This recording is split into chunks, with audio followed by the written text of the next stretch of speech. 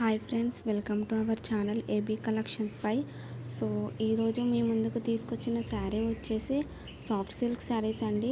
So మీకు ఈ శారీస్లో ఏంటి అంటే అక్కడక్కడ పెద్ద పెద్ద బూటా వర్క్, అలాగే వెరైటీ డిజైన్స్లో మీకు వర్క్ అనేది ఉంటుంది.